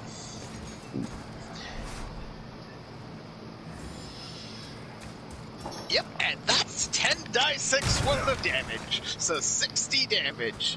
And even Why if they the make their fuck save. is the broadsword so good? Because it is a broad sword. No, like, here's the thing. The broadsword in this game, you know how the broadsword's a straight sword? That, you know, is thicker, can't be used for can't be used for stabbing. Because it's too thick. Well, you can in this game, and because it's a primarily slash-based weapon, it can do bleeding damage. Really? And bleed in this game is not like big damage over... Not like big damage in a, like, burst. It's damage over time. Right, so it's a bit like poison. Like God intended. Yeah.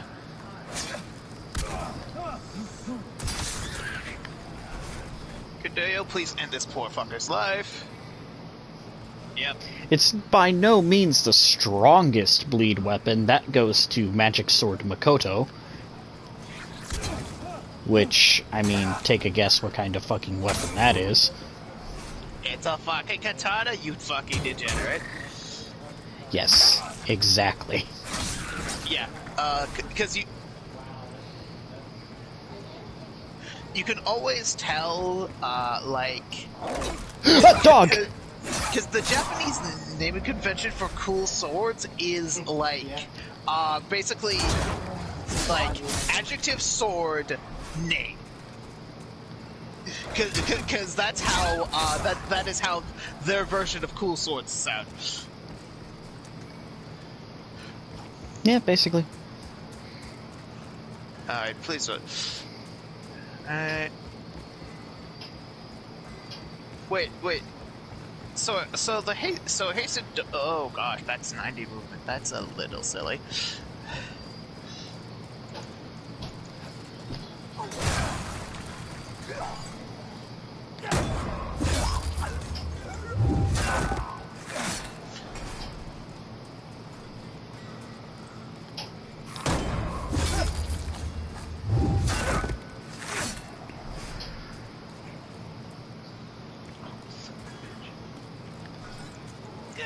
God damn it. Still in the Shrine of Amana? Yes, these two fucking knights. I can't handle two of them at once.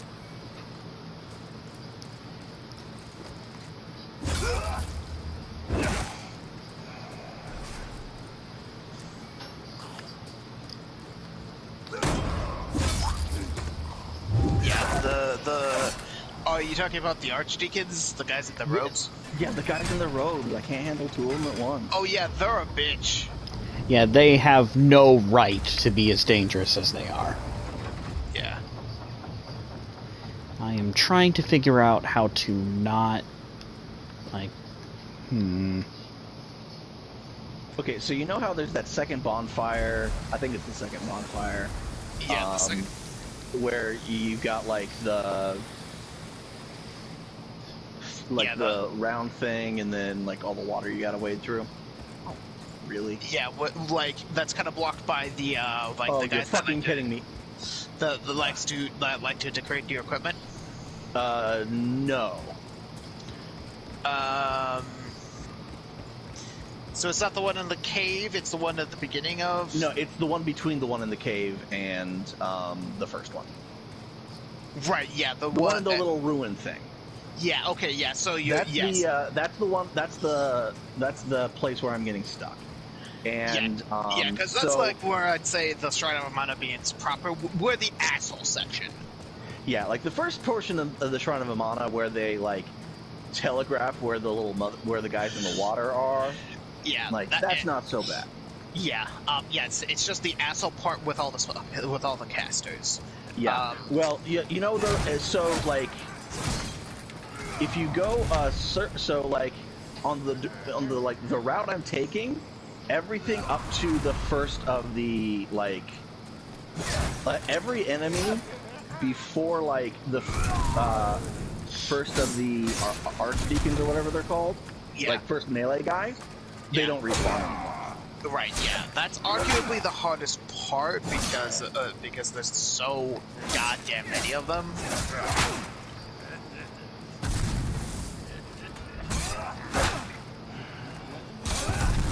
Yeah, what kind of build are you going for as well? Pure mage, wearing the sorceress, the desert sorcerer set. Ah. Yeah, Ah. no, I'm... So, you're wearing not armor. Yeah, I'm not, yeah. I can respect it, but also...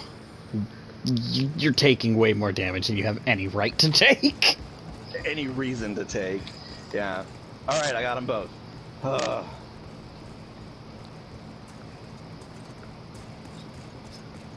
Can't even recommend, like, using a 100% physical block shield because those are hammers. They're good at breaking your fucking shield. Also, I can't carry any shields because I have the sorcerer start, and I haven't put any points into strength, so I have a strength of 3. Okay, so as far as like anything physical related goes, you are worthless. Oh yeah, yeah. Like I slap pretty hard with my spells, and that's it. Also, I'm sexy, which is equally as important. But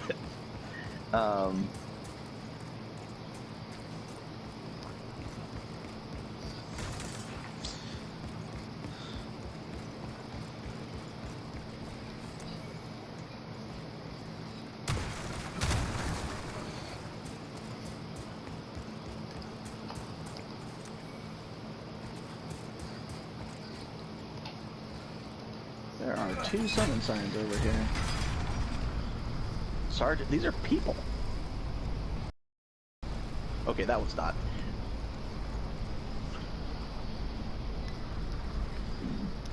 I really wish I could figure out how to fucking stop the comments from getting cut off. I think I might just have to view the... I might have to view the stream on my phone.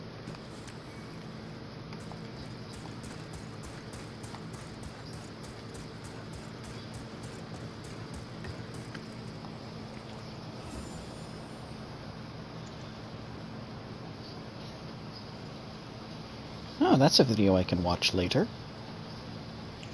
Oh, Ethan, that's a new Backstorm video.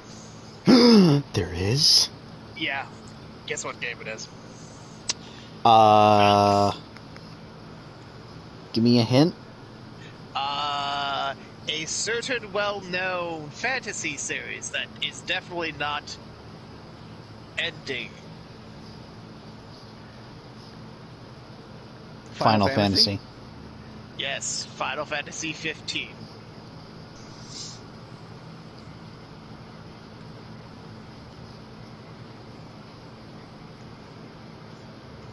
Ah, yeah, there we go.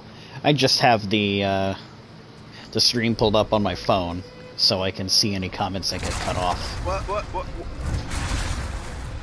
Why did the shaman summon like 6 red caps? That is what they call cheating and bullshit. Ah! Oh yeah, in that final encounter, yeah, you just gotta focus the shaman down because he just keeps summoning things.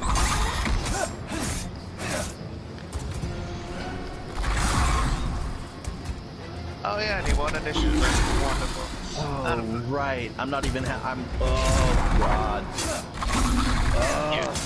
Okay, Right, so this part.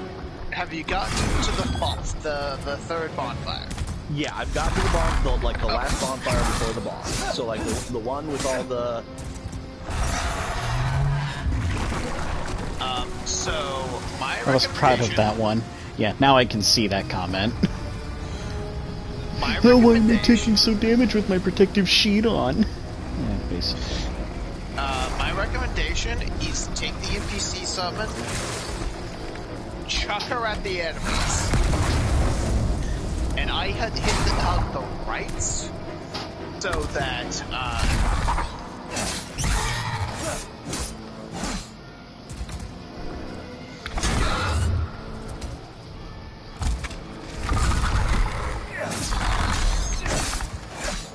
Alright, Felicia, time to live up to your name.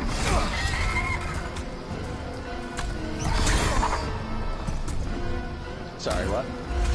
yeah, so I cut on the right, because the spellcasts are starting around there, and you can also use the pillars for cover.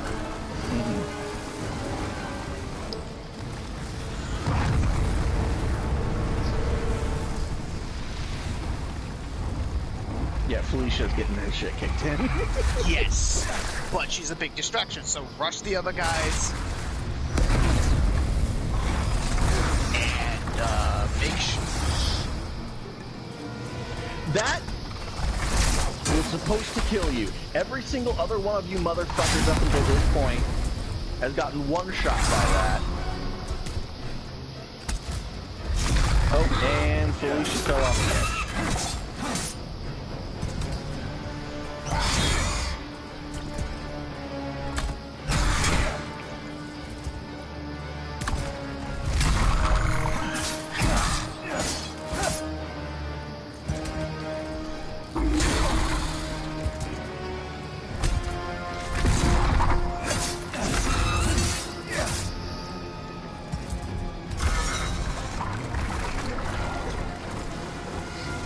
Yeah, and this is basically the armor spider. Fight through the tunnel, just dodge all of his projectiles, beat his face, then he'll send you to the back of the tunnel. Repeat ad nauseum.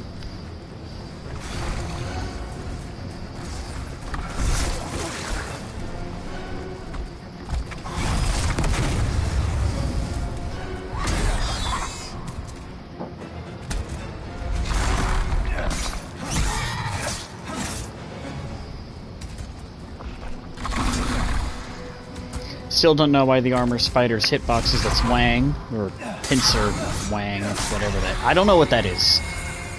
But it confuses me and makes me upset.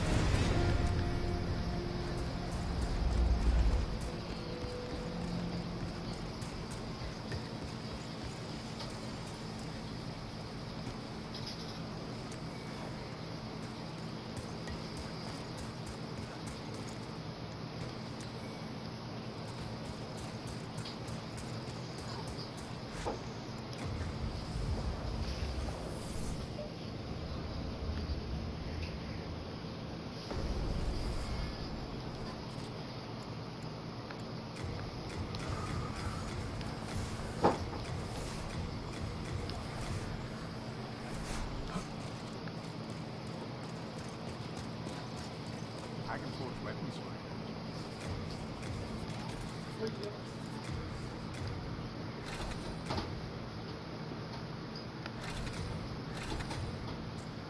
I can forge weapons for you at a fair price. Yes, you can. Peculiar Kindler. Huh? Yep. Ah. He's a dick. He's got hexes, if I remember correctly. Yep. Yeah, he's shooting hexes at me.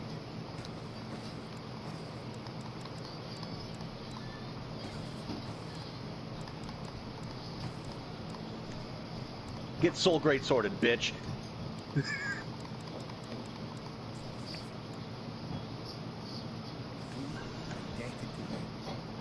You fight on our behalf. Soul Greatsword doesn't care about your cover. Yeah, that's a pretty good spell.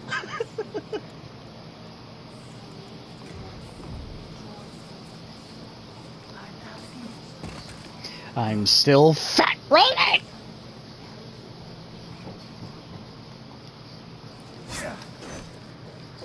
Soon. Soon I will no longer be fat rolling.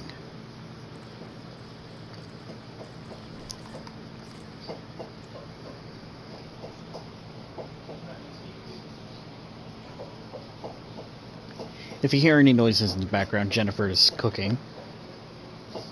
And unfortunately, I'm right next to the kitchen. Oh, good.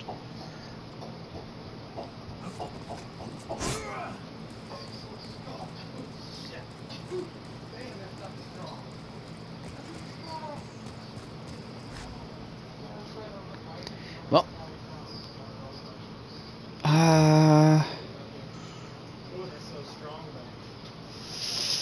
Fucking where to now? Well, actually, I think I've done a pretty good showcase of what Demon's Souls is like. And Deathless, at that. Then again, if you know what you're doing, this is still probably the easiest Souls game. Dark Souls 2 has too much bullshit. Yep. Oh.